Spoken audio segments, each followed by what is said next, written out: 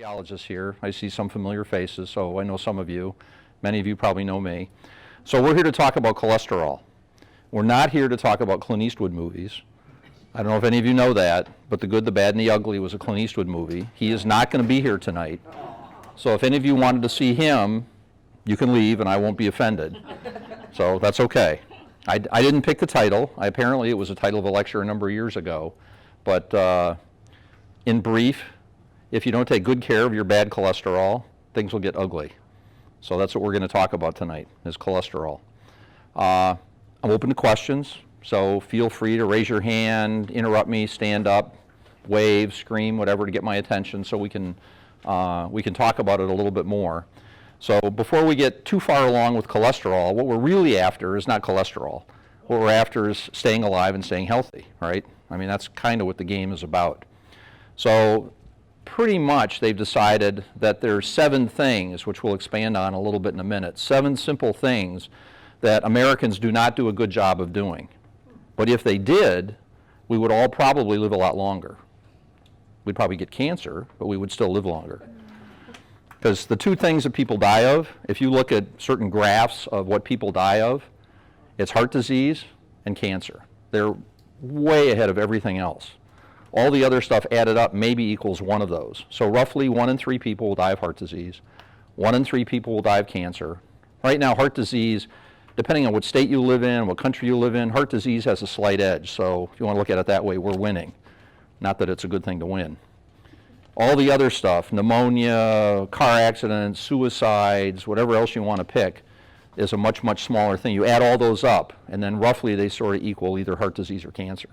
So those are the big 3. Heart disease, cancer, and everything else. So these 7 simple things that we're all supposed to do is, number 1, don't smoke. That's easy. And it's the one thing that you can make 0, right? I mean, you can't avoid air pollution, which is not good, especially if you live in Los Angeles or Chicago or some big city. And if you're around somebody who smokes, well, that's kind of a personal problem. You can have them smoke outside, whatever, but not smoking. So I would expand on that a little bit. That includes chewing. I've actually had some people come in and say, oh, no, I don't smoke, I'm very healthy, but I chew a can of snuff a day. It's not exactly healthy, but okay. So no smoking. So eat right, okay, eat healthy. That's easy. Pretty much people know what to eat. We can talk about that a little bit. I am not a dietitian, so I won't claim to know, every food that's good for you or bad for you, and you may have some questions about that. I'll do my best. But pretty much, I tell people, you can go down a buffet at any big restaurant and decide what you can eat and what you can't eat, by and large. So don't smoke, don't chew, eat healthy, okay? Exercise. They recommend about 150 minutes of moderate exercise. That's like walking, 3-4 miles an hour, 150 minutes a week.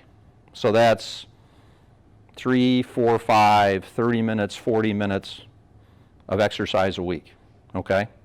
That's moderate exercise. Vigorous exercise would be like jogging or swimming laps, working hard on a stationary bicycle, that kind of thing. That's about 75 minutes, so it doesn't have to be as much. More is better, but once you kind of get to that certain base level, more doesn't get you, like if you exercise 300 minutes instead of 150 minutes, you don't get twice as much benefit. So you get the biggest bang for the buck with the first bit of exercise, okay? So no tobacco, we'll use that. Eat right, exercise, and the consequence of those 2 things, keep your weight under control, all right? So then you want to know what your blood pressure is, you want to know what your cholesterol is, and you want to know what your blood sugar is. So those are things that we can often help with, especially the last 2. Blood pressure, you can get that measured in lots of places now. It used to be you only measured in doctor's offices or a hospital. Now you can get it measured almost anywhere, including at home. So those 7 things. So I would add one other thing, which is becoming more apparent, and that's sleep, number 8. So you're supposed to get 6, 7, 8 hours of good sleep every night, which is why we're going to cut this short so I can go home and take a nap, okay? So just so you know. And if any of you want to take a nap while you're here, it won't offend me. I fall asleep in other people's lectures all the time. So That's what we're after. It helps a lot with heart disease. It helps a lot with strokes. It helps a lot with a lot of things that lead to strokes, like heart rhythm problems that you see advertised on TV. And it helps some, obviously, with cancer. Smoking, obviously, tobacco leads to all kinds of cancers, almost everywhere.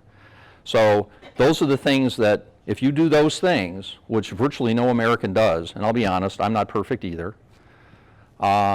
you increase your chances of living a long, healthy life by a lot. So anyway, so focusing down on cholesterol, that's what we're here to talk about. So cholesterol is very important. Without cholesterol, we wouldn't exist. You have to have cholesterol. It helps to make the membranes in the cells of your body. It helps to insulate your nerves so that your nerves work right. It's a major element in your brain so that your brain works better, and that's all great. That's why you need cholesterol when you're a kid. You need enough so that you develop and you form those things properly. But once you get to be an adult, you're good. Your body makes cholesterol. We eat some cholesterol, especially in America. You don't need all that extra cholesterol. All the talk about, for example, people take medicines to lower their cholesterol and they're afraid they'll get Alzheimer's. Believe me, I don't want to get Alzheimer's either. It doesn't happen. It just doesn't happen. And in fact, taking good care of your body, like we just talked about, and your cholesterol probably helps to prevent Alzheimer's. I'll turn that around. So cholesterol is very important.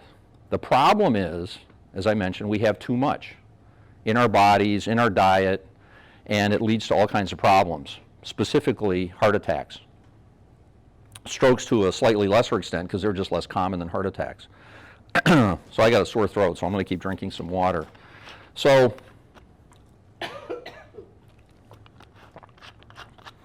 your body has cholesterol. It comes from lots of sources. Your body makes some.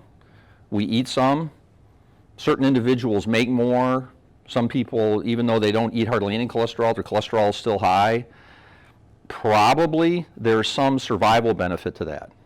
For example, people in India, for a given level of cholesterol, same cholesterol, let's say, as I have, somebody in India would have twice the risk of heart disease that I would because they metabolize cholesterol differently. One of the theories, for example, is that in India, people didn't used to die of not enough cholesterol. They died of famines. So people learn to save fat, right? And you don't die in a famine. The skinny people die in a famine and you don't. Well, that's not the way the world is anymore. So different ethnicities, different people from different areas handle cholesterol differently. And individuals within that handle cholesterol differently. And there's some genetic component to it. We can't change that yet. Someday, come back in 10 years and we'll see. So we all have cholesterol, and it's carried in our bodies in proteins. Because cholesterol is a fat, and especially the women here, you know that when you try and wash dishes or whatever, you have to use soap, because you got to break the fat up so that the water can carry the fat and the soap away, right? Same thing with clothes. Well, you have cholesterol as a fat. It can't circulate in your blood as a big blob of fat. So your body has to package it, and it packages it with proteins. And these proteins come in different shapes and forms, and they carry the cholesterol. And because of the characteristics of the cholesterol and the proteins, we end up with these things called, total cholesterol, which is all the cholesterol you have. There's a thing called high-density cholesterol, or HDL, high-density lipoprotein. Lipo is cholesterol, lipid, which is our word for fat. We don't like to use regular English words, by the way. All right, we always have to have something else so that you don't understand what we're talking about. So if I do that, because for me it's second nature, stop me and I'll try and explain it. So you have HDL, high-density lipoprotein. That's the good cholesterol, or as some people say, H for happy, that's the happy cholesterol. You want to have a high HDL. There's not much you can do to raise your HDL. We'll talk about that in a few minutes. So then you also have, if you have high, well then you probably have low. Well, that's LDL, low-density lipoprotein. That's the bad one, L for lousy. So you have happy and lousy, okay? LDL is lousy. That's the one you don't want to have. So we used to think in this country that a total cholesterol of 300 was normal. That was normal for the country. Well, that's fine. If you want to have every other person die of a heart attack before the age of 60, then yeah, you can have cholesterols of 300. We learned that that's not proper. We want the numbers lower than that. So A normal cholesterol in this country now is much, much less. Maybe 150. Maybe. That's normal. If you really want to look at cholesterol, I think the people to look at are babies, because their diet is extremely controlled, right? Breast milk, baby food, you know, FDA, baby food, healthy, you know, all that mushy stuff they eat.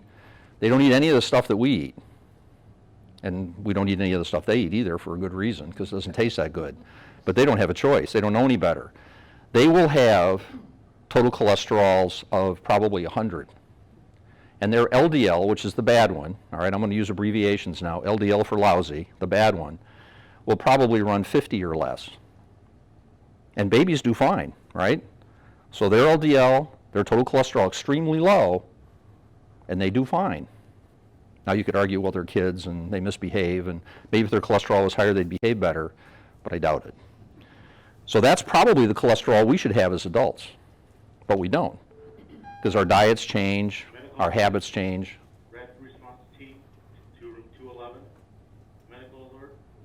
Rapid response team to room 211. Medical alert. Rapid response team to room 211. So those are the two sort of main categories, if you will, that when we talk about cholesterol. HDL, happy, LDL, lousy, okay? Now there is another package that comes in the panel that we routinely get. And why do we get that panel? Because it's cheap and it's easy to do and it's very reproducible and it's handy. And that's to measure a thing called triglycerides. That's a different kind of fat than cholesterol. Now it turns out that the package that carries mostly triglycerides also carries some bad cholesterol in it. Okay, so these packages are not perfect. HDL isn't perfect, LDL isn't terrible, and this triglyceride package isn't sort of neutral, all right? HDL tends to be good, LDL is obviously bad, and the triglycerides aren't so good either. Triglycerides are a bit of a complicated discussion, and remind me later if I don't come back to it, because there is one little exception that may come up and become more of an issue in the future. It's sort of on the verge of becoming something important to talk about relative to treatment. So anyway, the main goal of what we're after is to lower people's LDL. Because the lower your LDL is, the safer you are. It's almost a straight line. Yes? How about if you have high LDL, but everything else is in like really good range? Your good cholesterol is high, triglycerides are low, but yet the LDL wants to stay high. So this is the problem like this. And that is that now we're talking about a person. Now we're talking about you and your unique arrangements of numbers and more, your whole situation. What's your family history? What do other blood tests show? Have you ever had a heart attack? You know, yeah, so you don't have to tell me, but all that stuff starts to become important. So generally speaking, there's two sort of groups of people that we look at. What we call primary prevention. That's hopefully for most of us, not all of us in the room, but most of us. We're trying to prevent the first event. We're trying to prevent the primary event. First heart attack, first stent in your heart, first open heart surgery, those kinds of things, first stroke, all right?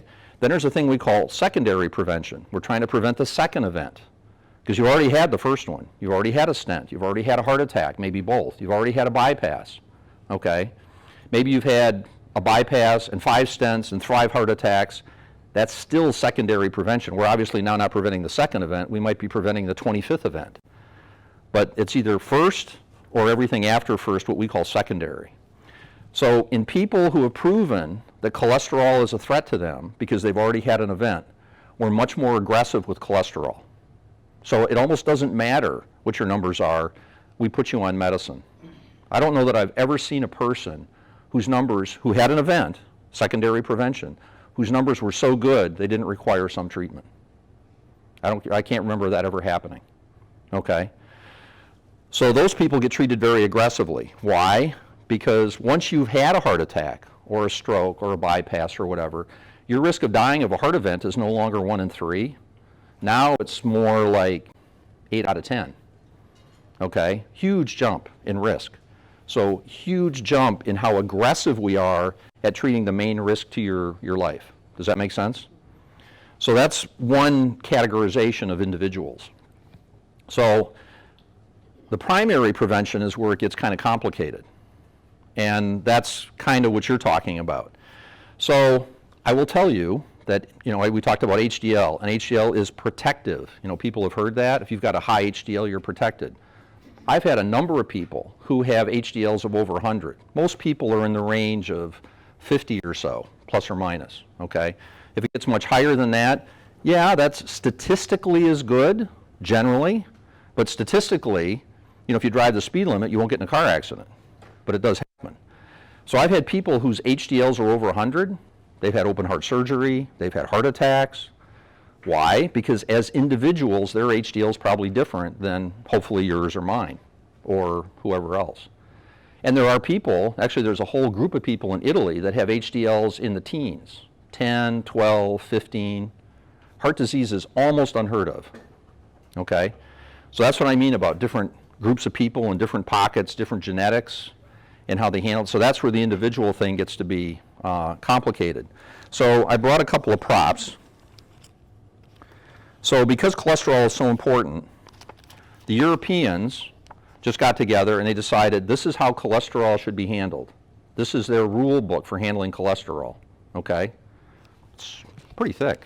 There's a lot of stuff in here. So that's Europe. In the United States, this is our rule book. The rules aren't the same. We'll talk about that a little bit. They're similar, okay, they're close, but they're not the same. And the reason these documents are so thick is to get at your issue. Well, what if you have diabetes? Well, what if this? Well, what if you're short and you're left-handed? That's where it gets down to the individual level. So these things and what we're talking about, we're trying to address, populations. So we wouldn't have to have this if everybody did those 7 or 8 things and did them really well. Then this wouldn't matter. Then you'd be sitting here talking to the cancer doctor, because that would be the big thing. Get mammograms, get your colonoscopy, all that kind of stuff. So to back up even further, this is the summary, looks pretty thin, for how to do what we call primary prevention. So people who've had an event were aggressive. Blood pressure, cholesterol, smoking, some of you people who have had this, we should be beating you with sticks to get you to behave and take care of yourself, because the risk is high. We just don't want you, I don't want you to have another event, all right? I don't want to be woken up in the middle of the night with people having heart attacks and that kind of stuff. Doesn't do my sleep any good. The full document for this is about as thick as those two put together. And that entails, again, smoking, diet, exercise, all that kind of stuff. But cholesterol is obviously a huge part of it. So does that answer your question a little bit? Yeah. So at some point, you have to have a discussion with whoever's taking care of you.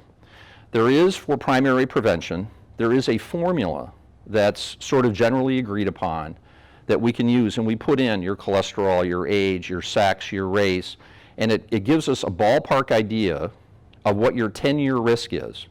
Now, this formula primarily works for people between the age of 40 and 75 or so. So if you're below 40, well, anybody who's in their 20s, early 30s, your 10-year risk of having a heart attack is going to be low just because you're so young. So then we don't think about 10-year risk, we think about 30-year risk or lifetime risk. And that's a different thought process. So since none of us here are, I'm only 41, so it's not that applicable to me either. But anyway, nobody here is in that age group, so we're not going to worry about that. There actually is a whole other specialty, which I don't deal with much. What do you do with kids? Because there are some inherited things, as we talked about, that kids can have cholesterols of 300, 400, 500. And it's not because of diet, it's just their genes are messed up. So that's a whole different discussion too. Similarly, if somebody has never had an event and you're now over the age of 75, your risk is actually generally low. So we don't apply all these thought processes to that the same way, the same calculations, because you've already sort of proven that, generally speaking, you're lower risk because you got to be 75 and you didn't have anything happen. Now, there are exceptions. Again, everybody's an individual. We can talk about some of that too, and that's where some technology comes in. Anyway, so we use this formula. We calculate your risk. So a 10-year risk, somebody between the age of 40 and 75, we use this formula to calculate your risk. If your risk is less than 5%, you're low risk. So your chance of having an event is very small, less than 5%. So that tells us, well, we got to think about using medicine. Maybe we don't have to be so aggressive. It's not fair. I keep looking at you because you asked a question. Speakers tend to do that. They tend to zone in on one person, and that's not fair. So somebody else asked me a stupid question. I mean, a question, and then I'll look at you. So as one of my instructors told me when I was in medical school, you know, I said, you know, well, sir, I have a question. Happened to be a man, not to be sexist, and he said, son, he said, in medicine as in life, there are no stupid questions, just stupid people who ask them. And I said, okay, but I still have a question. So I don't remember what the question was. Anyway, I lost my train of thought now, sorry. Oh yeah, so we use this formula. So if you're less than 5%, your risk is very low. Just like speed limits, it's arbitrary. If your risk is more than 20%, that's considered high risk. And we would treat that fairly aggressively. Not generally as aggressively as somebody who's already had an event, because remember, their 10-year risk may be 80%. That's really high risk. So even though you're high risk, you're not as high risk as somebody who's already had something happen. So then what happens in between? Well, if you're 7.5%, I didn't make up the rules, to 20%, you're considered intermediate risk. If you're 5 to 7.5%, you're considered borderline.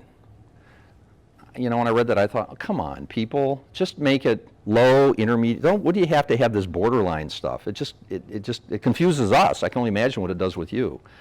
So that's sort of your risk category then is. And that's what these documents are for, is to help us decide with you as individuals, well, now what do we do? What do we put you on? And by and large, the medicines that we put you on that have completely revolutionized this whole process are the drugs called the statins. And that's because the generic names include at the end statin. You know, there's simvastatin, atorvastatin, rosuvastatin, fluvastatin. Anyway, we could go on. Pitavastatin, there's, I don't know, like 7 or 8 of them now. And they're different. They're not all exactly the same. Some, they all work through the liver. And what they do is they trick your liver into thinking it doesn't have enough cholesterol. So they block the liver making cholesterol. Because the liver wants cholesterol because it makes bile and it does all these other production things that you still need some cholesterol for. Not much, but some. The liver takes cholesterol out of the blood, and it has little receptors that see the cholesterol float by in the blood and grabs the cholesterol package, the LDL specifically, and then takes it in. So it gets it out of your blood. Well, if the cholesterol is not in your blood, then it can't get into the wall of your blood vessels, which is where the cholesterol does its damage. So these medicines work through the liver, but they're not all exactly the same. They have some other different effects and are handled differently by the body in different ways. So you can take one and have a big problem, and you can take another one and be fine. It's just the way it is. So that's why we will try, and we try harder and harder the higher your risk is, this cholesterol medicine, that cholesterol medicine. And I know people get a lot of aches and pains in life generally, but specifically when they take cholesterol medicines, that's the big thing that bothers people. Their legs hurt, their legs are weak, their shoulders are weak, tends to be big muscles. I hear that joints hurt. Now, I'm not saying any of you, or some people are nodding, I'm not saying any of you are crazy, but I will tell you that in the studies that were done that proved these medicines were so good, the people who were taking the medicine versus the people who were taking nothing, they didn't know which one they were in. The side effect profile was nowhere near as frequent as it is in real life. And several doctors have actually written online and said, you know, I tried this cholesterol medicine, I tried that statin, this statin, because that's what we're really talking about is all these statins. There are some other medicines, we'll talk about that in a second. And I couldn't take them, couldn't take any one of them. But then I got enrolled in a trial, and I didn't know what I was taking. And I was fine. And 6 months later, I found out I was taking a statin that I couldn't take before. But now that I didn't know I was taking it, I felt fine. Okay. We don't know why people get aches and pains on the medicine. We don't know exactly what the effect is. We don't know what the what the pathway is, and therefore we don't know what to do about it. We'd love to know that, because these medicines are just enormously helpful. Some people take coenzyme Q10 because there's some thought that the statins deplete this thing called coenzyme Q10. It's a supplement you can buy in the grocery store. The studies that have been done on coenzyme Q10, again, take it, you're taking a placebo, you're taking a fake medicine, you're taking the real thing, no difference. Okay? But some people take it and they swear by it, or swear at it. Okay, it's not really very expensive, I don't think. It's not really harmful. If it makes you so you can take a statin and get your cholesterol down, okay. I won't stand on this and say, no, it doesn't really work, you're crazy. Hey, you gotta do the thing that helps people the most. So, but just by and large, so you know, scientifically it doesn't seem to make any difference. There's a new class of medicines out that are not a pill, they're injectable. Repatha and Proluent are the two trade names.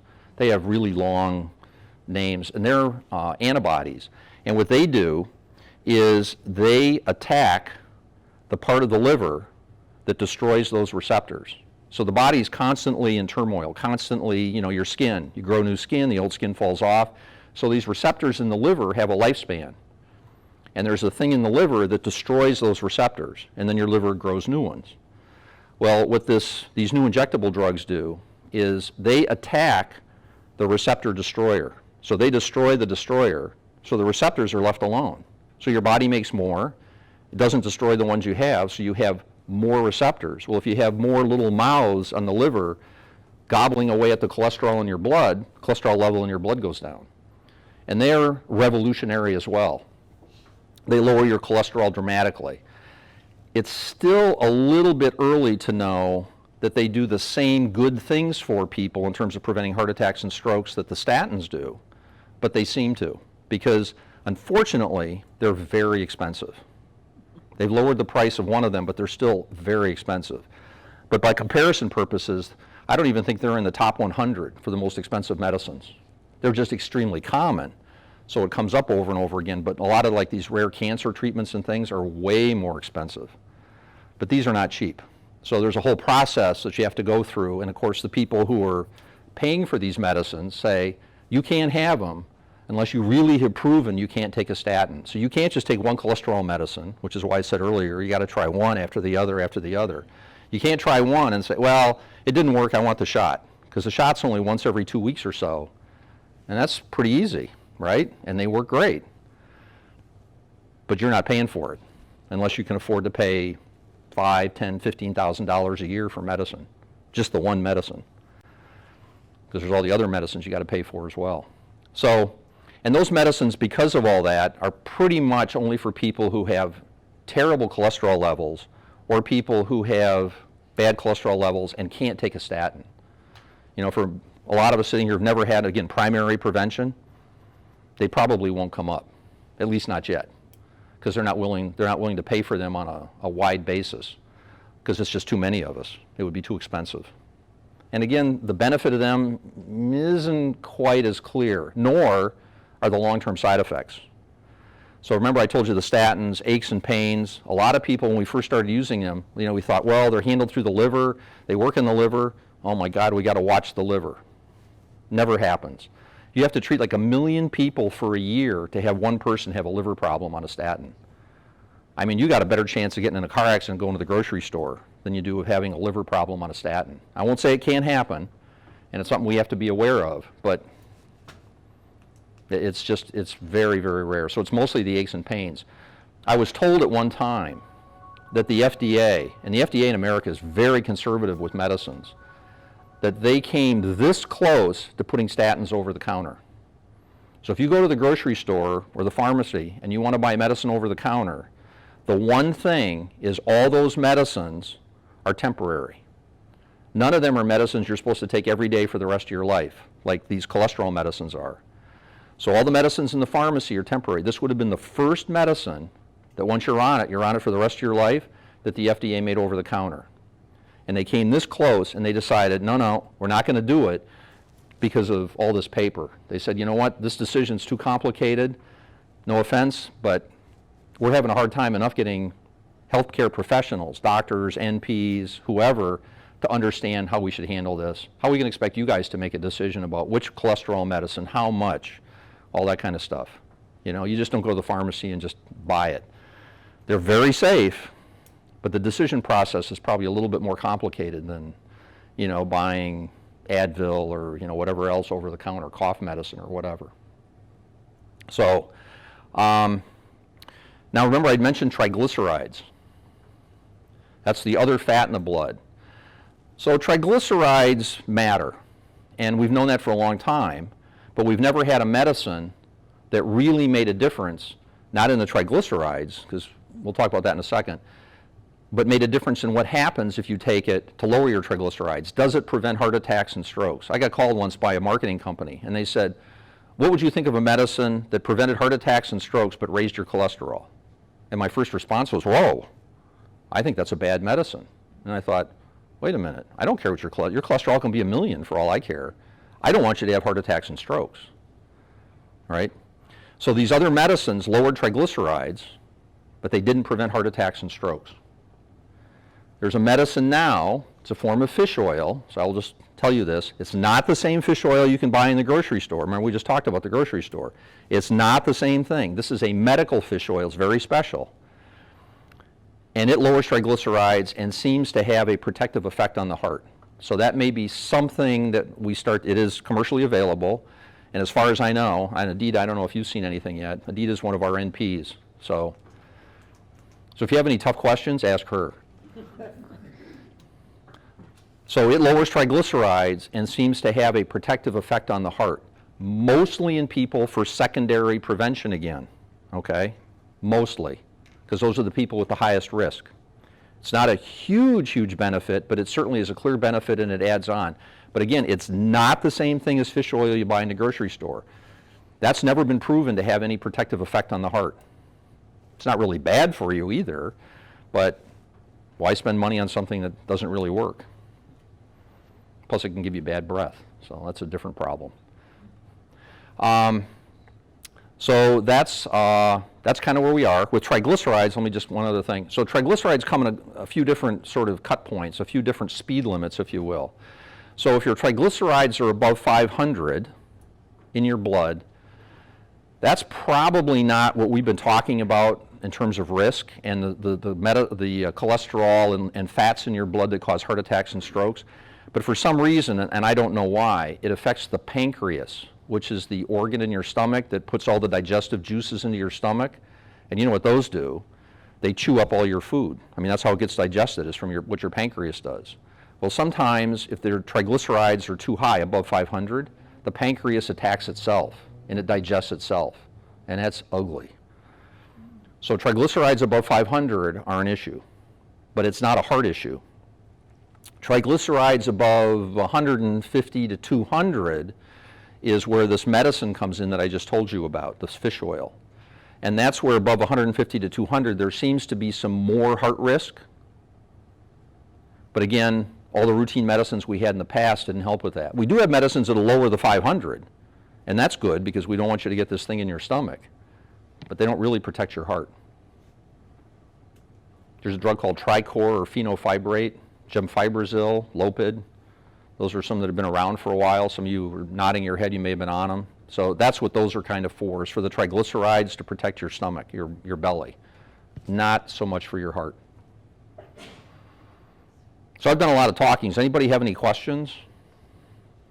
I have one. Is it a stupid question? No, it's not stupid. Oh, okay. It's a very smart question. I've been thinking about this for a long time, and I've read about it. What effect do the statins have as far as diabetes? Have you heard that before? So there is a very small risk of taking a statin, and it can give you diabetes. So your sugars can go up, and that's a problem. And that is true. But it's a very small risk. I'm glad you asked that question. It's a good question. Smart question. Absolutely. It's an informed question. So it does raise your risk of diabetes, but in the grand scheme of all the things we're talking about, that small risk is more than offset by the benefit of the medicine. That's been Nobody has said, no, you shouldn't take it. You have a family history of diabetes, but these calculations all say, you've got this heart risk, but because you have a family history of diabetes or your blood sugar is borderline, no, you shouldn't take it. Nobody says that. So what effect would it have if you had to take it and you already had diabetes? Would it make it worse?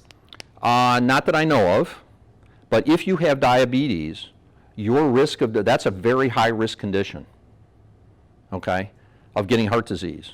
So your risk of having heart disease just because you've had diabetes now went way up. So controlling your cholesterol becomes way more important, okay? And so in the balance, yes, you should take the medicine and get your cholesterol down, okay? And what's a desirable figure for, you're talking about there's a combination of the numbers, is a combination, or? You mean the formula?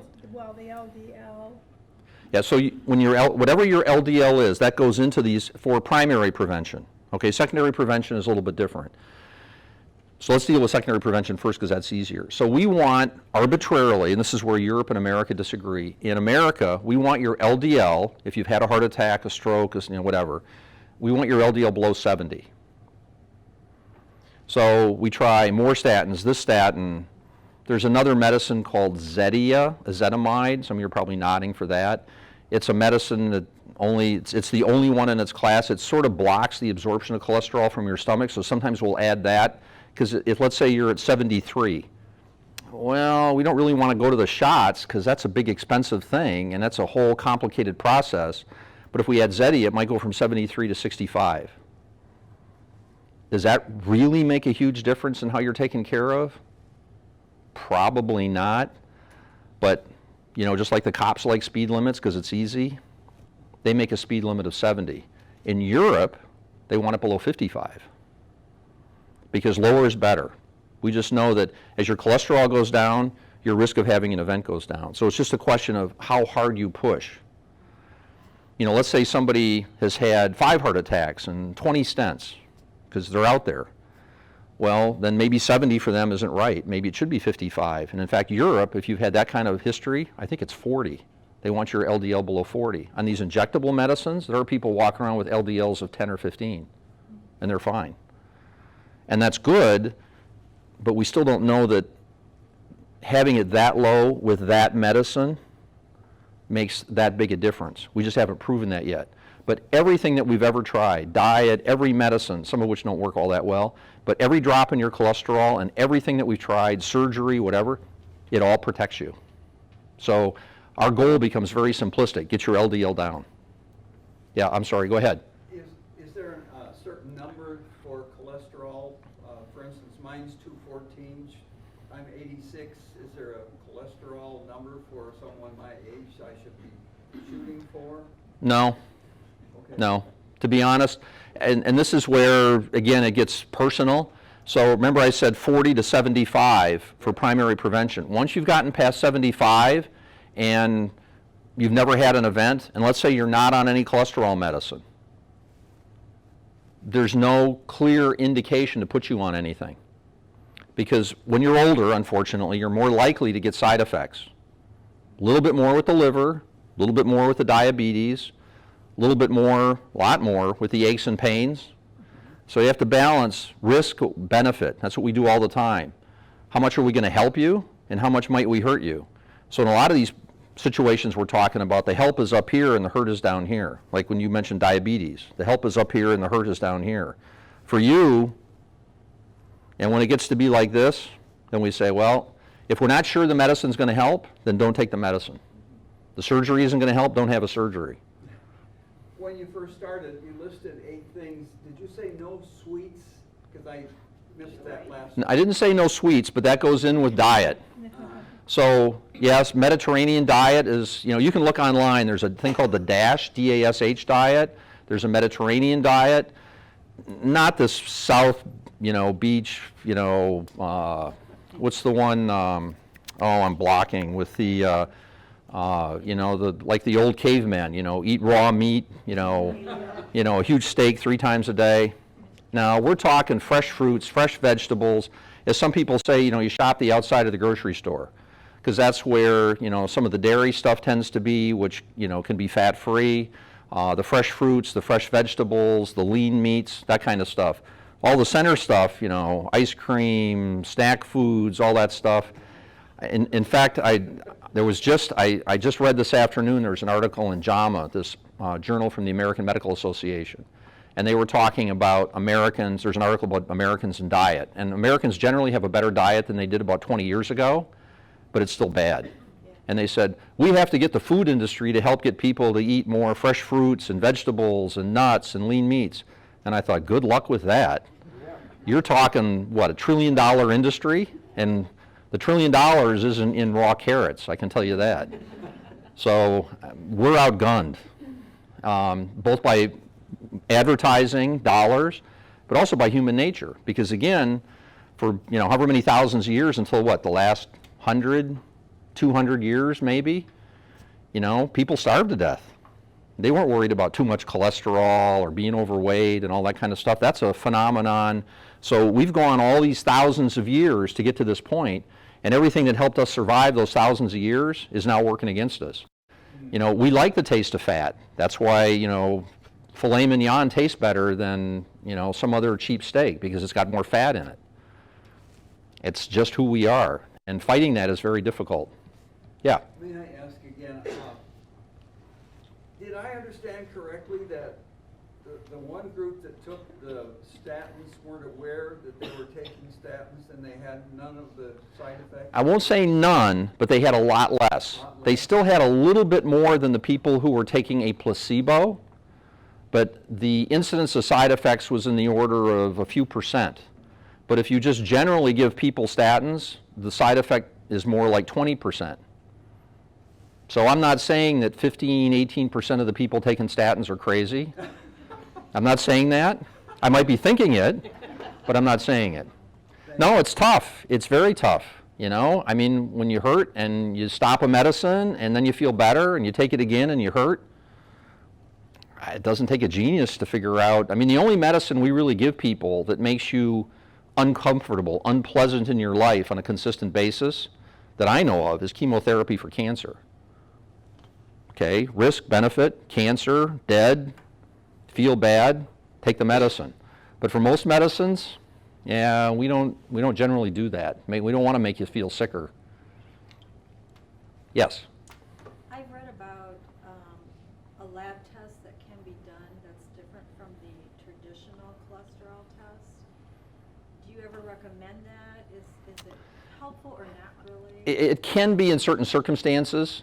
Now you're starting to get a little bit out of sort of the general and getting into some more unique circumstances. And I will tell you, Dr. Toth, who is one of the doctors locally here, he knows all that stuff. All the, the biochemistry and this test and that test, and that's sort of beyond the scope of kind of what we generally do in cardiology. So yes, there are lots of other tests you can do that help to refine the assessment of your risk. Not for primary prevention again. Secondary prevention, that's a done deal. And remind me, I still have to answer somebody's question about how far to lower your cholesterol. I forgot to address that directly. So the protein that carries this fat, that actually is probably a better test than the fat itself. Because it's that protein and how much of it that leads to the risk. But that's a much more expensive test.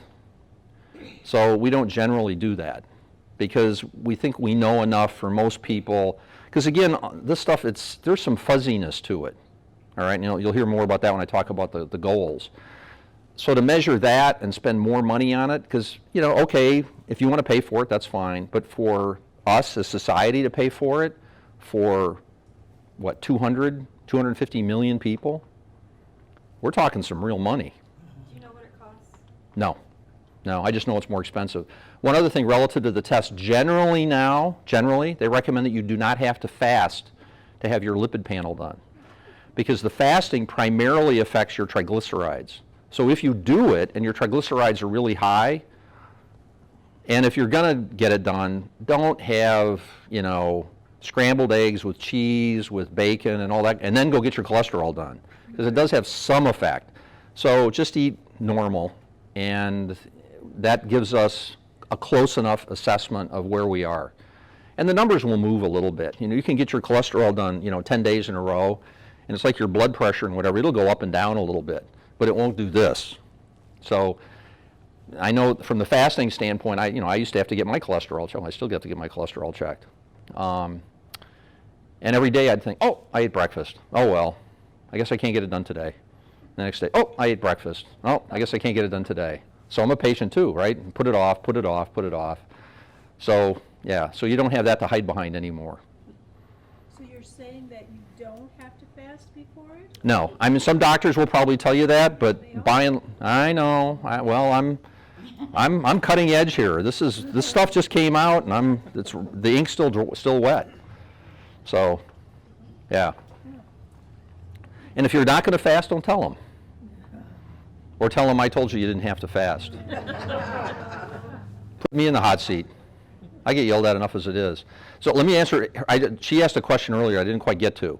So if you're a secondary prevention candidate, remember we want your LDL below 70. We also would like to see your LDL go down by at least 50%. So let's say you've had, a heart attack, open heart surgery, your LDL is 110. Well, we don't want it to get to 69 because that's not enough, we think, protection. So then we would shoot for, 50, 55, half of what it was. For people who are primary prevention, we're by and large looking for a number below 100 or a 30% drop. And again, what the target is depends on a lot of things. Now to go back to this lady's question about other blood tests. So there's a whole bunch of other tests you can have done that don't directly relate. How can I explain this? They will help to modify your risk.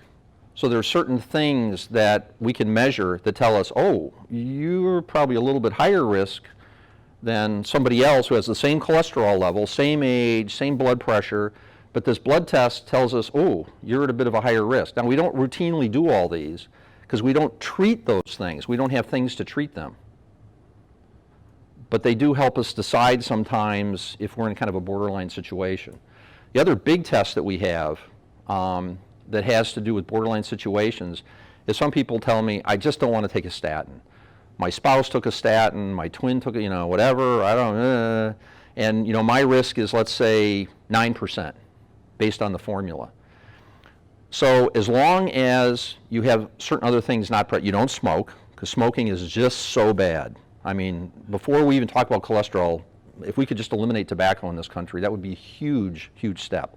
Anyway, you smoke, diabetes, which you mentioned, or a very strong family history. Those three things make this test less reliable, but the test is called a coronary calcium score. So you go in, you get a CAT scan of your heart, no dye, it's just an x-ray. The x-ray exposure is minimal. It's way less than a mammogram or a stress test that it's more than a chest x-ray, but it's really very, very little.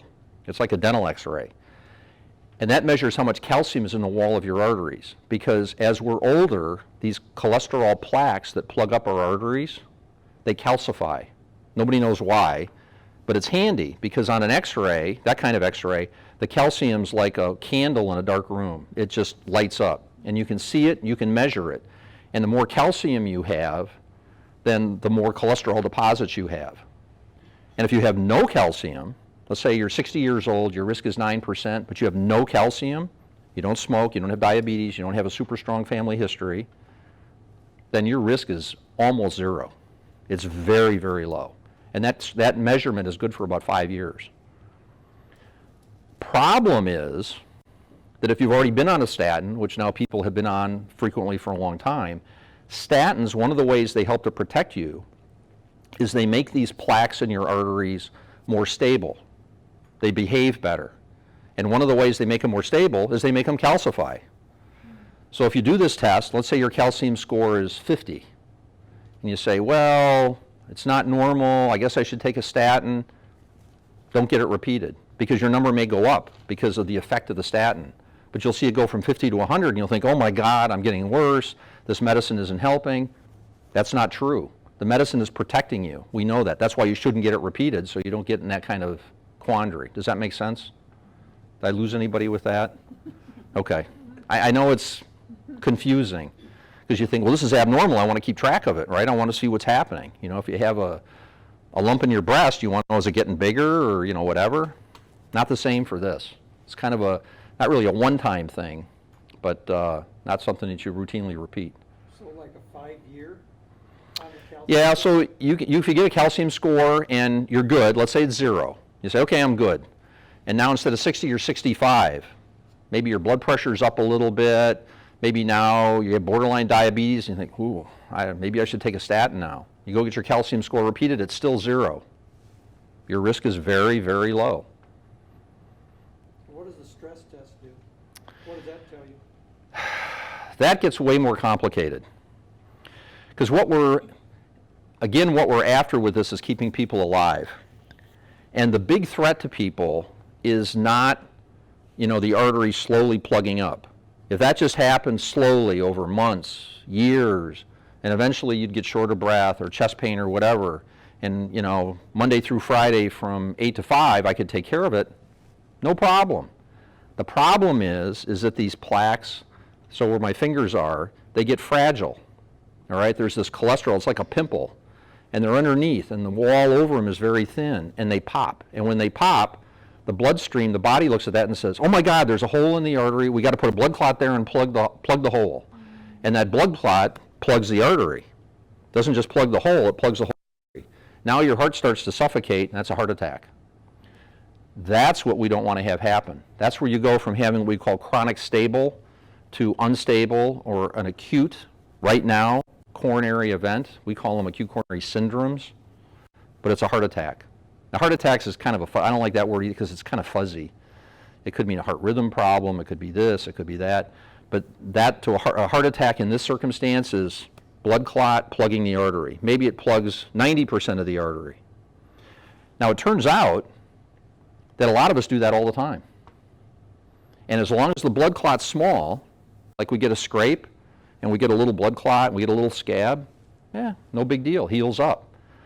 But these things that deteriorate, probably what happens is it ruptures, you get some scar tissue and a clot, and then it ruptures again, and then finally, for some reason that we can't predict or understand, all of a sudden it's a bad day. That's when you get the big blood clot, and now you got a big problem. So that's what we're after with all this, is keeping that process from progressing. Because I guess you could argue that if we could figure out to predict who's going to have a heart attack tomorrow, or next week, or next month, well, then we wouldn't have to worry about all this cholesterol business. We just go around and, you know, find out if it was cheap and easy. Yeah, okay, you're going to have a heart attack. But then the problem is, where's your heart attack going to be in your heart? For those of you who have seen pictures of heart arteries, you know, it's like they're like branches on a tree. Well, okay, which branch? We're nowhere close to that. That's one of our, I don't like the term either because of religion, but the holy grail is to predict who's going to have a heart attack and when. Because once it happens, it's an all-out emergency. You know, the paramedics and us, and, you know, it's just a big, we'd love to avoid that, but we can't. So we do all this stuff we've been talking about up till now is to try and keep that from happening. And strokes. But strokes is a much less likely consequence of your cholesterol. What's that?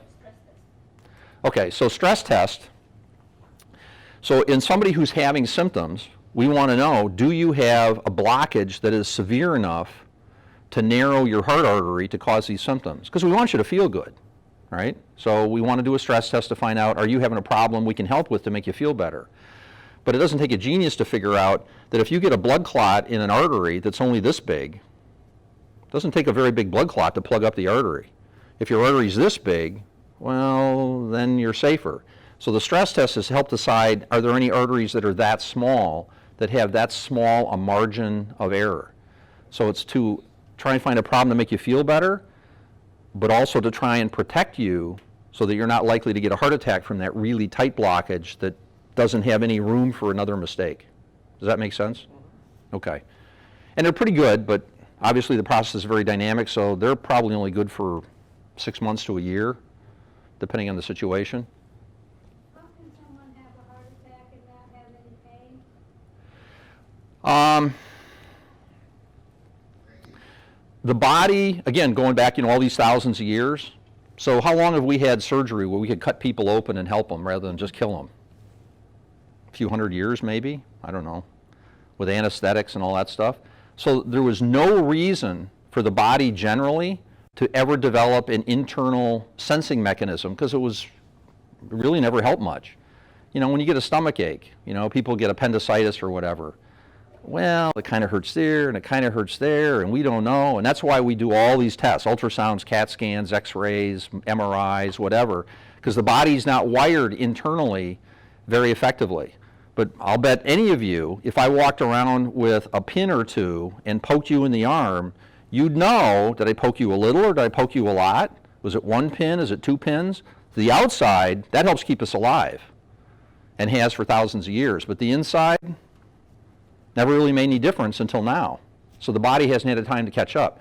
So some people's hearts are wired that they can feel things and some aren't. And diabetes especially, because you can get, you know, neuropathy in the legs. People have heard that. Your feet are numb or whatever. Well, you get the same thing. Your heart sort of gets numb. You don't know it because you don't feel it normally.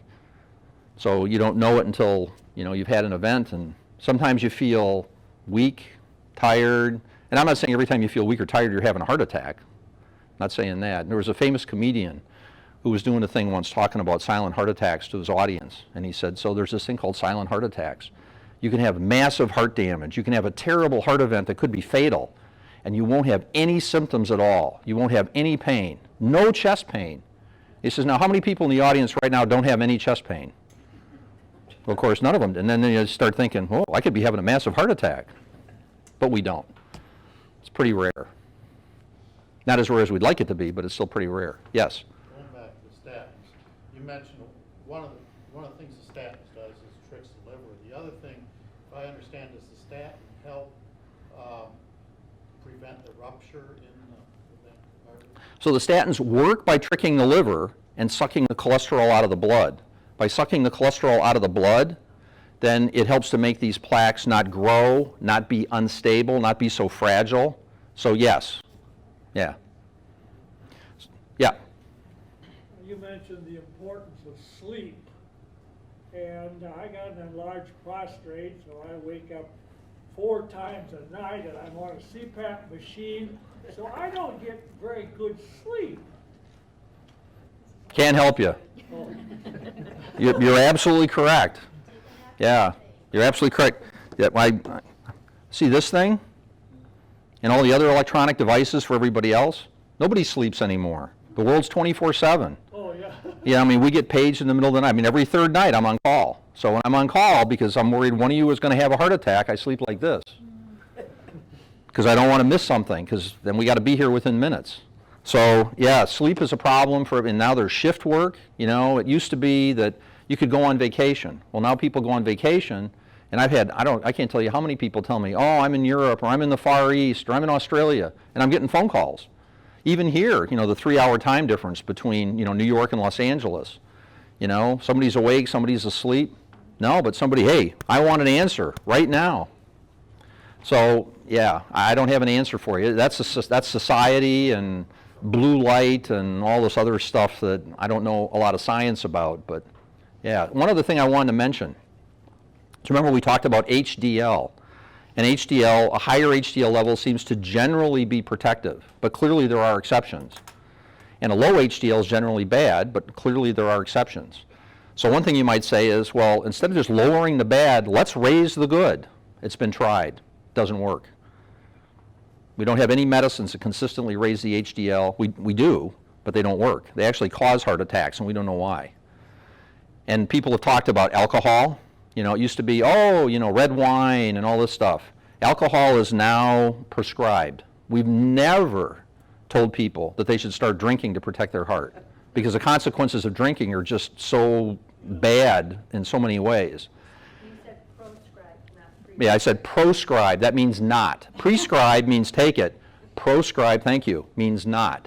So we don't recommend anybody, you know, oh, my cholesterol's a little high, my HDL's a little low, I'll start having, you know, a drink every day. Doesn't work. And over on the subject of alcohol, I'm a firm believer that there's a total effect of alcohol, not just you drink it.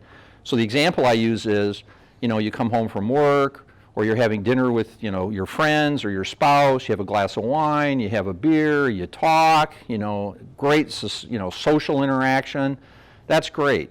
That's entirely different than getting up and putting a shot of vodka on your cereal. Okay, same drink, okay, totally different. So that's hard to measure, but alcohol's a poison, and both personally and for society. So, I mean, we've all known that, so, yeah. So I'm not saying you can't drink. You know, they say, okay, 1 drink a day for women, 2 drinks for men, glass of wine, a beer, you know, 1 mixed drink, 2 mixed drinks. I had one guy who told me, yeah, I only have 1 drink a day. And then his wife called me and said, did my husband tell you? Yeah. Do you know what his drink is? No. He takes one of those big plastic summer tumblers, pours a whole 5th of vodka in it. Every day, 5th of vodka. I only have 1 drink a day. So we all like to fool ourselves. Yeah. What's in that? You don't know what's in this either. Yeah. You mentioned don't smoke. I hear so much about vaping. What do you say about that? The jury's still out a bit on that. I mean, it's clear that acutely there's people dying from vaping. So the long-term effects of vaping are not known. And some people smarter than I actually discussed it in this room not too long ago. And sort of what I gathered from that is that if you're an adult who smokes and you vape to quit smoking, it's worth it, because it's better than smoking. If you're a kid and you vape, you're probably going to move on to smoking. That's bad. Yeah, yeah. So, yeah. Does that answer your question? Yeah. I have a kind of an odd question. Oh, so it's not stupid. No. This is new to me. I've never had an odd. Odd, because I went to my doctor in February, I believe it was. Okay. And he set up an appointment for October. Okay. And he said, you don't need to do a blood test this time. Okay, how are they going to check all these different things if they don't do a blood test? And I am on cholesterol medicine. I'm on blood pressure medicine. Okay. So you have an appointment from February to October. Right, like 6 months, you know. But you're not going to have any blood tests done? No, Okay. and I don't think that's right. This is where it gets complicated with individuals. So I don't know I'm going to call them. all what's involved. Be sure. So by and large, for just general purposes, you know, when you're reach the age of 20 or so, you should probably have your cholesterol checked every 5 years. That's if you've never had a heart attack. This is primary prevention again. Once you had a heart attack, that's all different. No, I've never had. Once you're on a medicine, probably your cholesterol should be checked every year. Okay? But I had it checked in February, so you don't. Yeah, so you don't necessarily, if it's good, and you know, that's a whole different thing, but if it's okay, then yeah, you probably don't need it checked till next February. Okay. Yeah, once a year is probably But I'm fine. gonna call and ask. Yeah, and you don't need your liver checked every year. Okay. Do you treat cholesterol different if there's a big family history of heart disease? It is a factor. So that gets complicated too. First of all, the definition of family history is a man before 55 and a woman before 65. So if you're, and that's a first degree relative, parent, sibling, or child.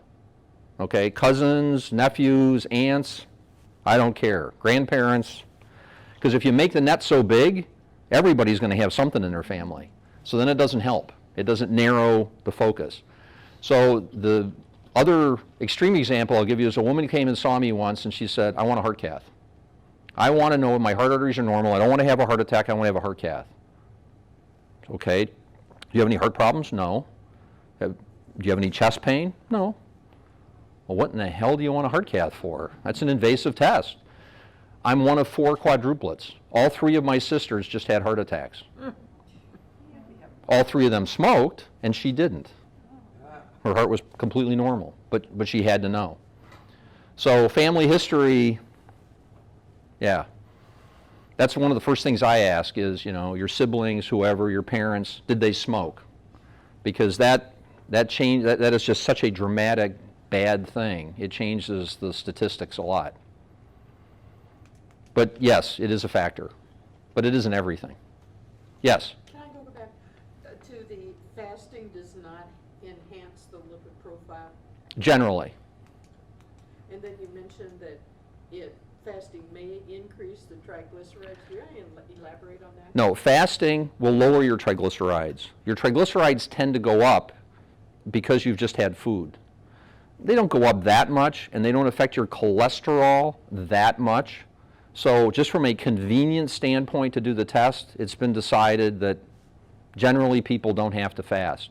But if you don't fast, and your triglycerides are up, or your cholesterol's way off, or you had that scrambled eggs and cheese and sausage breakfast, then you may have to repeat it fasting to get a truer sort of starting place. So if you just had a normal cereal breakfast and some juice, you're good to go? Yeah, shouldn't be a big difference. You know, and that's part of that's because of diabetics. You know, diabetics need to eat on a certain schedule, and they go to the lab, so it just makes their lives and the management of their sugars and all that a little bit easier. Thank you. Yes? My husband's LDL went started here on a 40, pretty high. And he kind of gets by with the doctor. I don't know why. Different doctors. He had two doctors. And his dad had a heart attack, a couple heart attacks, a couple heart surgery. But I don't know what keeps it kind of on the high side. He eats pretty good. Genetics. It's just, why are some people tall and, whatever. It's that's where this formula comes in. You gotta crunch the numbers, and I can't do the formula in my head. It's online. Isn't there one? I don't know. What helps with the exercise? Is that the HDL that makes that better? So exercise will raise your HDL some, but I can tell you that my HDL runs a little low, and I exercised like a fiend for a number of years. My HDL never budged. Yeah, so yeah, HDL is just sort of a problem. We don't have an answer for that yet. And the HDL does go into that calculation, into that formula. Yeah. Yes? How can someone pass a stress test but still have heart trouble? So remember these arteries, all right? We're looking for arteries with a stress test that are like this. But before you can get arteries like this, it has to be like this, then like this, and like this. So think of it like a pyramid or a triangle. There's a lot of people down here that have very, very mild blockages, lots of them.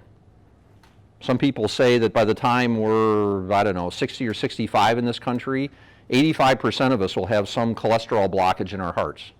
Okay? Now, we don't all get heart attacks, but these plaques can still rupture, but because there's so many more of them, a lot of heart attacks can occur on an artery that will pass a stress test. But once you don't pass a stress test, then your risk as a person of having a heart attack is higher than somebody who has an artery like this. That's not to say this person's perfectly safe and this person's going to have a heart attack. It's statistics. Somebody who's going to drive 1,000 miles is more likely to have a car accident than somebody who drives 10 miles. But you can drive 10 miles, right? Most car accidents occur within whatever it is, 10 miles of home, because that's where everybody drives. There aren't very many people that drive 1,000 miles. Does that make sense? We don't have a perfect answer. There's a lot of other things we're looking for, like I said, about predicting heart attacks. We're looking for something to keep this cholesterol process from happening. We're looking for people who've had heart attacks. How can we rebuild their heart muscle? We don't have any of those answers. Yeah, there's a lot of stuff. I mean, that's why these guys get together every few years and they waste all this paper, because we don't have all the answers. So they try and take all the information, some of which conflicts with itself, and they try and put it together for the rest of us who don't have time to look at everything, and give us sort of a set of general rules to try and do the best we can, which is what it comes down to. I want to thank you. I've got to have a colonoscopy tomorrow, and I got to get the cocktail going. Oh, wow, I good. gotta leave. Yeah, good for you. Yeah. Well, good luck. Take care, Mike. Have fun tomorrow. Yeah. Could you bring us some pictures next week? Okay. Yeah. I'm already 10 minutes past the cocktail time. Oh my God. Oh, I don't think that 10 minutes is going to make that big a difference. No. You might not sleep that well tonight, though. That's unfortunate. Okay, I have one more question. Okay. Size, I've read that you could have a test done for the size of the LDL. Is that? Yeah, so LDL actually comes in, this is where Dr. Toth can tell you more than, well, it actually comes in 5 different subfractions, and I think it depends on how you divide it up. But at least by one method, there's 5 different subfractions. But again, that gets back to like her issue with, it's just, it doesn't make that big a difference. You know, these are sort of broad, general principles that we're trying to follow. You know, like when people take statins, okay, so we'll pick Lipitor, right? Probably the most common statin. 10, 20, 40, 80. Doesn't come in 13 and a half, doesn't come in 27, 0.2 milligrams. So we're just sort of winging it with what we have, 10, 20, 40. So it's close enough. So it's the same thing with the LDL. Yeah, you can measure all that, but again, there's so many other factors that go into, your risk that just isn't worth the time, the money, the hassle, the confusion. I'm basically one of those, I have high LDL and I don't want to go on medication.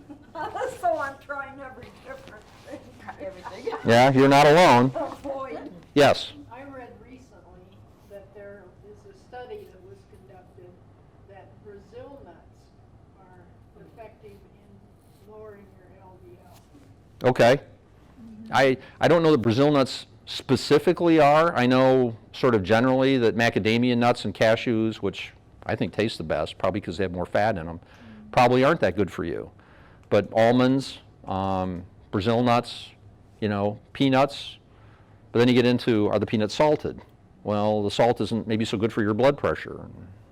It gets complicated. So does that mean, sitting at home eating a pound of Brazil nuts a day? No, 4. Four Brazil, yeah. So my wife likes Brazil nuts, so I pick all the Brazil nuts out so I can eat the cashews. And she eats the Brazil nuts. But then some Brazil nuts are this big and some are this big. So do you have to eat 4 big ones or 4 little ones? So that gets to, again, what we just talked about. We don't have the perfect answer. Yeah, so. I eat nuts every day and doesn't budge mine. Yeah, I mean, garlic. And again, probably, so one of the comparisons I use is going to school. So we all went to school. I was fortunate. The format that we use in school, or did when I was going to school, worked great for me. I learned everything very easily, very quickly, and so I was, if you will, I'm a doctor, so right, I'm smart. But there's people like my brother-in-law, I mean, he can take stuff apart and put it back together and not think twice about it. I can't do that. He learns an entirely different way. Everybody's different. We haven't figured all that out. Somebody at a meeting said once, what's the most personal medical thing we have? Right? Lipitor, same for you, same for me, whatever. Glasses, right? Glasses hardly ever work for somebody else. They're unique to you. Why can't we do that for other things? But we can't, because we just aren't smart enough yet. It's just too complicated, we haven't figured it out. Someday maybe, but not yet. So maybe Brazil nuts work for some people. Do the Brazil nuts have to be a certain kind of Brazil? I don't know. Yeah, we don't know all those answers. Yeah. What about oatmeal? What's the story on that? Yeah, I mean, it probably helps. One of the problems with food is that you have to eat something. So when people eat more oatmeal, they're probably not eating something else. We don't do a study where people eat exactly all the same stuff, but then they eat oatmeal on top of it. No, they'll eat less of something else. So it gets to be a trade-off. So if you eat oatmeal instead of scrambled eggs every morning, that's probably good. But if you eat oatmeal instead of, fresh fruit and Brazil nuts, I don't know that it'll make that much difference. But yeah, generally oatmeal does help. Not a lot, but a little bit. What about over-the-counter niacin? Nope. Doesn't help. It's not strong enough, doesn't work anyway. Even medical niacin doesn't really make any difference. So, sorry. All that you took for years Yeah, didn't help. yeah. I mean, if you want to throw your money away, just send me an envelope and I'll take care of it for you. Anything else I can answer? Does diabetes actually have any effect on your cholesterol? You know what I mean? Like, you know, if you're I guess I don't understand, like, if you're borderline, why they want to throw you on medicine if you're just borderline. For diabetes? And cholesterol, yeah. So diabetes is a high-risk condition. And again, remember, we're talking broad strokes. So I'm not up on what the current exact definition of diabetes. Some people are like borderline, and then of course there's some people who have terrible diabetes. Yeah. So, okay, diabetes isn't all the same. Right. Yeah. That's kind of like how, oh, well, you're borderline, your cholesterol's kind of borderline. Well, to me, either you have high cholesterol or you don't. No, This see, borderline this I stuff think- isn't like a pregnancy test, where either you have it or you don't. Do you know what I mean? Yes, I know, and because you'd like clear and Yeah, I and guess we so. just don't have that, Yeah, I and that's why on medicine. there's this new catchphrase they have in medicine called shared decision making, where we're supposed to give you all the information, explain all this, do all this, and like we've been here an hour, right? And we're still confused. I'm still confused. Right, so I can only imagine how you are. So how are you supposed to make a decision after all this information? So what happens 90% of the time is people look at me and say, what would you do? If I was your mother, I was your father, you were me, what would you do? Well, that's not really shared decision making. That's, yeah. Yeah, that's putting it back on I me. just don't like Yeah, the, so, on the cholesterol stuff because they're, again, all the side effects and I just, But- I'm not but- I hate being on. but see, the problem is that people hear about the aches and pains of the statins. You hear about that. How many of your friends have ever told you, or your relatives have ever told you, I didn't have a heart attack because I took a statin? Yeah. See, people don't tell you that because it doesn't happen. How many people didn't have a car accident because they took good care of their car? Yeah. You don't hear that. What you hear is the other stuff, because that's the way our minds work. Yeah, because you just think of all the side effects, thinking, oh. Yeah, well, it's because, again, for 10,000 years or however, we were threat-oriented. So when you hear about a side effect, that's a threat. And so you immediately shy away from that. But you don't think about the non-threat. Yeah. Yeah, so I understand, so. And I know they have to put the side effects on, I mean, they gotta let you know what could happen. Well, I think all the advertisements on TV irritate I me, know, but that's, they do big time, it's Yeah. like all the stuff of what I got, that's okay. yeah, I think it's complicated enough without trying to confuse you with Yeah. television ads. Yeah, the ads are bad. Yeah, you know, and Totally Arnold agree. Palmer took this. Well, I want to take that. Yeah. Well, but you don't need to take it. Well, Arnold Palmer took it. Yeah. Yeah. Well, he's dead. Yeah. You know. So yeah, I don't. And, yeah, it is, I just think, ooh. Yeah, I know. Believe me, I have this conversation a lot, one-on-one. Okay, are we good?